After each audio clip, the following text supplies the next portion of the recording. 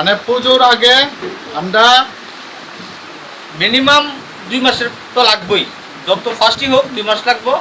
আবার 2 মাসের মধ্যে ম্যাক্সিমাম হইতো না, কিছু হয়তো হয়ে যাবো, ম্যাক্সিমাম 6 মাসের মধ্যে কমপ্লিট হয়ে যাবে। মানে পুজোর আগে আপনারা আমরা গাড়ি দেবো, অতটুকু আশা আমরা রাখতে আপনারা রাখেন, ঠিক আছে?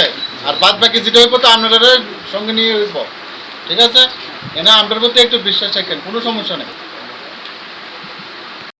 হরিচি করব বিজেপি পার্টি করবক মন্ডল হাবানগর লোকরণী বিশেষ সাকসাক আজুয়ে বাসে মানি নাহারমুং দিয়ে বিজেপি বদলি ফাজিতে খরক থামচিসার লোকরগ্ন অটো মালখুং রেনি বাগে ডকুমেন্ট নাজাখা আবনি লগে লগে খরগ রাংখক বাসাইকে রজাখা বরগ্ন তাল থামনি ইয়াগুলো অটো মালখুং রজাকনাই আরো থামে মানজাগিকা হরিচি করবক মন্ডল ভাইস প্রেসিডেন্ট সুশীল রিয়াংতে হরিচি করবক মন্ডলনি জেনারেল সেক্রেটারি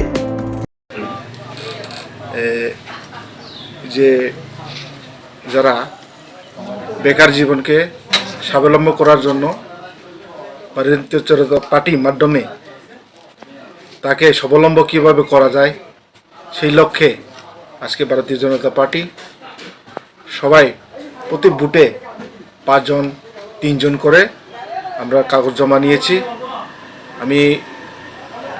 আমি খুশি যে এই অটো দিয়ে মানুষ নিজের পরিবার এবং নিজের পায়ে দাঁড়াতে পারবেন এবং ভবিষ্যতেও আমরা এই মন কাজ আরও করে যাব।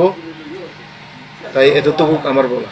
আজকে প্রায় 38 জন কাগজ জমা দিয়েছে এবং ওনাদের সাথে আমরা কথা বলেছি, এটা ব্যাংকের মাধ্যমে তাদেরকে লোন প্রদান করা হবে এবং যারা যারা কাগজ দিয়েছে তাদেরকেও আমি অনুরোধ জানাই, কয়েকটা কাগজ বাকি রয়ে গেছে, অতিশত তাদের সঙ্গে যোগাযোগ করে কাগজগুলো দেওয়ার জন্য যারা বেনিফিশিয়ারি তাদেরকে আমি অনুরোধ জানাচ্ছি।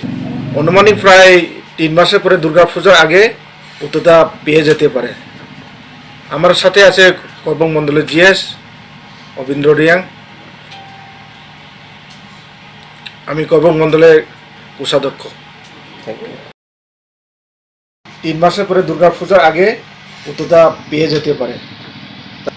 আমার সাথে আছে করবক মন্ডলের জিএস অবিন্দ্র রিয়াং, আমি করবক মন্ডলের কোষাধ্যক্ষ। আমরা